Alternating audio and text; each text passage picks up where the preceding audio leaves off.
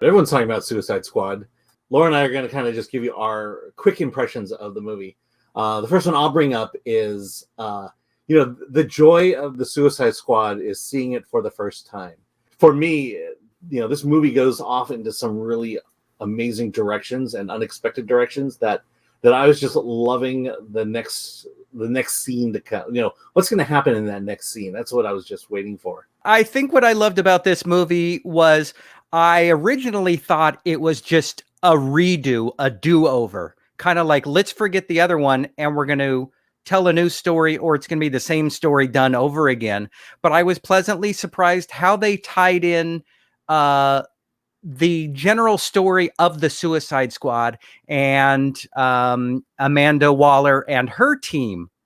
And so it was a great way to introduce some original characters and to introduce some new characters. Of course, I'm going to go for Jaws, and I'm only calling Jaws because King Shark. I know, but Jaws. There's a publicity picture of King Shark eating somebody, and I'm like, wait, isn't that the shark from the Universal Studios ride? I remembered as a kid. I think this is the shot you're referring to. Yes, that one. Yeah. Yeah. I mean, if you see the character posters, you're gonna know that there's I'm gonna say 5 main Suicide Squad members, and who knows what happens to the rest of them? I don't know. I like the way they were carefree, didn't make a big deal of what happens to some of the characters. Obviously, with 5 main ones, there's a lot that we don't necessarily see through the course of this plot. But it makes me wonder how many employees are on the Suicide Squad's LinkedIn page. Like if you were to look up every different member, you've got your office staff, you've got your out in the field people. Yeah. And you have your expendable minimum wage employees. Sadly, there's some companies in the news that have been it's been suggested they treat their employees the same way. But anyway, yeah, I know. The news is flying around like a blizzard. Oh, and kind of piggybacking off of your point, what I do like about these kind of superhero movies, and as a kid, I've always liked these superhero team movies, primarily because there's something about putting a team together and then learning about their powers. And this one, and I think why you do have a new crew of Suicide Squad members here is not only because you have a different creator behind it, but also you get to recreate that of, here's some new characters with new powers, and then here's how they work together to do good or to survive, or in this case, do questionable things. It's so interesting that when we were growing up and there were movies involving superheroes, it wasn't an ensemble cast. It was one superhero facing adversity. I think of Star Wars was probably the first sci-fi movie I can remember that had an ensemble cast with a lot of different characters. And so I love what Marvel's done. I love what DC has done with bringing together a lot of different heroes so we can compare and contrast and see how they work together instead of alone. Well, yeah, and then let's talk about the creative process. To me, the real star of this movie is James Gunn, because I don't know what kind of deal he got or what he negotiated, but they, for the first time, I think, first time ever, Warner Brothers and DC gave him basically the keys to the kingdom. I think the only real high-profile character here was Harley Quinn, but other than that, he could pull whoever off the shelf and do whatever he wanted to them, and he does whatever to them. And it's there's just that sense of this just me marveling at the fact that he got away with so much stuff in this movie. The violence, the language, the sexual innuendo, the jokes, the gore factor. I'm like, what executive allowed him to do this? And this is just, it's unlike Warner Brothers, and to some degree, Marvel's Marvel's done a pretty good job giving creative freedom, but I don't think they'd ever really give a filmmaker this much creative freedom. Yeah, now we could get into that idea of creative freedom in the Star Wars universe and the way fans react to the movies. I like this movie, and what's interesting is when I went through my comic book phase as a kid, I was a DC kid. I loved Superman and Batman, and then I loved when they teamed up with all of these strange characters. There was the X-Men, Uncanny X-Men, and the Keebler Elves. That I still have. Yeah, I have. I sold mine, but I did have the X-Men Teen Titans team up. So I appreciate that DC, after having such control and too many cooks in the kitchen with previous IP. I really like how this movie felt more like a Marvel movie, and it felt more like a fun movie to go see rather than let's see what came out of so many people having to put their stamp onto a project. Yeah. So the question is would they give James Gunn then an iconic character? Will they give him? Would they dare let him monkey around with the Flash or Aquaman or Nightwing? Some of these other titles. And my feeling is no. I think they're okay with him, taking down the B level characters and literally rip their arms off and twist their heads around and swap bodies and stuff like that.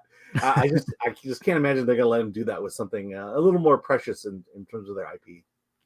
Yeah. Well, again, it goes back to the idea of how many people are going to need to have their say in future projects. If it's going to be like it was before, you're not going to get me to really enjoy a DC project like you are a Marvel project.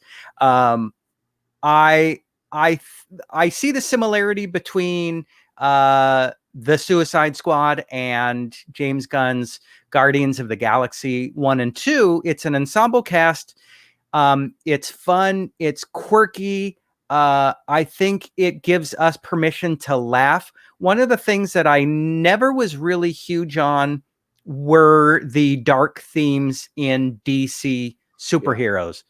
It's one thing for me to see that in a comic book, but to see it on screen after a while, it's like, how brooding can Bruce Wayne and Batman and Clark Kent and everybody be? I like some of the lightness in my superheroes. I still love the Adam West Batman. And just having recently watched the Batman movie of Adam West, it's like, man, not only did they have fun, but they knew what they had. They knew it was all about camp and bad jokes, and they went with it. The fact that I don't know why Batman would carry shark repellent in his utility belt. And you mentioned Man of Steel. I really dislike Man of Steel. The DC characters are much more iconic than the Marvel characters, so there is kind of this image and idea that you have of these characters that you kind of have to maintain, versus Marvel, where who really knew who Thor was other than the hardcore fans? Who knew who the Guardians of the Galaxy were except for comic book fans? And so they had that creative license to be able to say, hey, let's kind of make this story broader for a broader audience, and still have that comic book fun behind it, and still bring in enough elements to satiate the comic book fans. I do have to ask about Amanda Waller, not really knowing the Suicide Squad in comic book form or before the movies. I will never be able to get Viola Davis's steak eating scene out of my mind. She's a badass, not in a good way, but it's interesting how her character isn't necessarily lovable, and I don't think it was ever intended to be a likable character. What did you think of her performance?